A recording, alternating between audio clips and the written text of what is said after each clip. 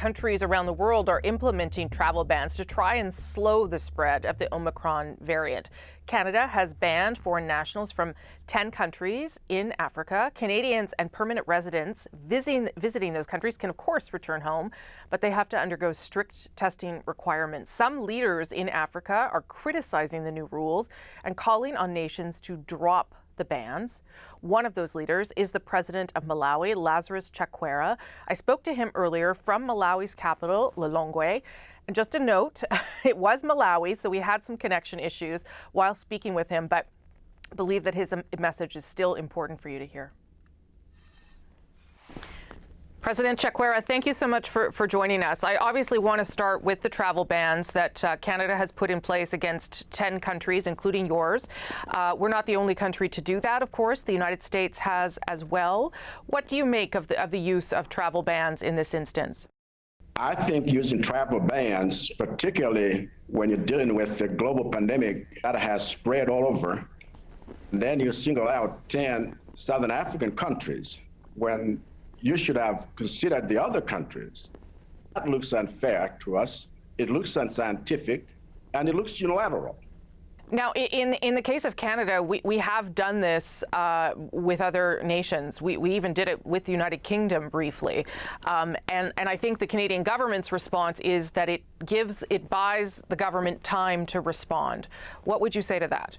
We understand the need for nations to protect their citizens. But World Health Organization has gone ahead to state that travel bans are not necessarily the solution.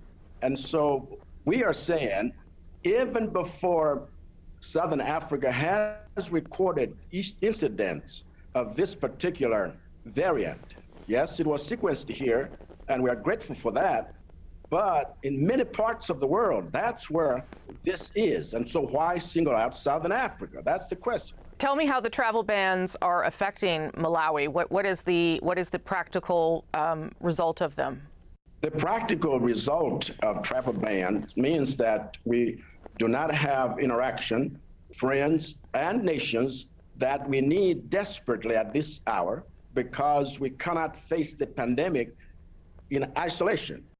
Have you reached out to the Canadian government or other nations to make this case directly to them? And if so, what has been the response? I have issued a statement, and we have stood in solidarity with South Africa and Southern Africa. And as chair, we are looking at requesting that there be a reversal of this type of reaction. Can I ask you more broadly what is happening with COVID in your nation? From what I understand, the vaccination rate is very low. Is that because you have no access to vaccines, or is that because people are hesitant to get it? It's 3.2% that has so far been vaccinated. We do not have sufficient vaccines to have all of our population vaccinated. And Southern Africa actually does not have all of the vaccines needed. This is one of the things that we have been pleading for in terms of equity. You talked about vaccine hesitancy, and while I was reading about how things are going in your country, one of the issues around vaccine hesitancy is the misinformation that a vaccine causes infertility or reproductive problems.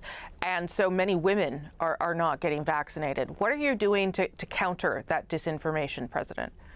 In fact, we are having teams, some medical doctors have joined such teams, going into the rural communities, educating, sensitizing, making sure that people understand that this has nothing to do with the fears that are being expressed. And that is the reason we had a bit of improvement in how people have now begun to accept this. And we're using traditional leaders, we're using religious leaders, not just the medical profession. So beyond the travel ban being lifted, which I understand your argument, what else would you like to see from Western nations like Canada? I imagine the answer would be vaccines.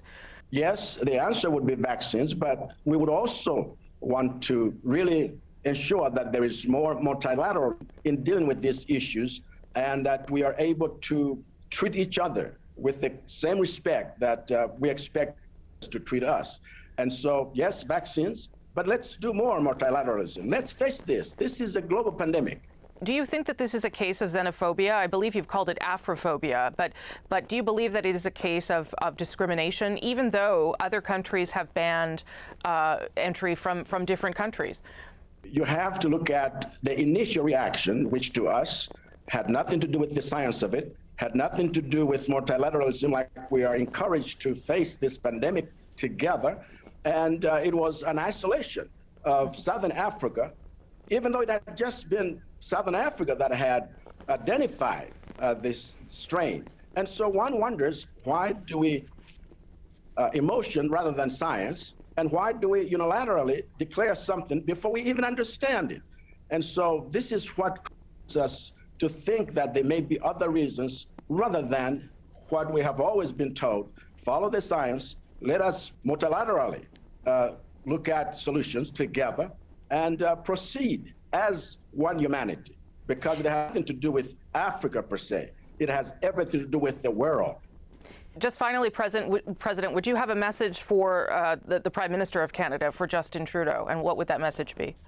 I would appeal to my brother, Trudeau, to understand that the problems we face are human problems, and together we can find solutions, but we need not lock each other out. World Health Organization is encouraging us to actually find solutions together. No part of the world will be safe if another part is unsafe. And together we can conquer this thing, and I believe we will. President Chakwera, thank you so much for speaking to us from Malawi. Do appreciate it very much, sir. I appreciate you. Thank you.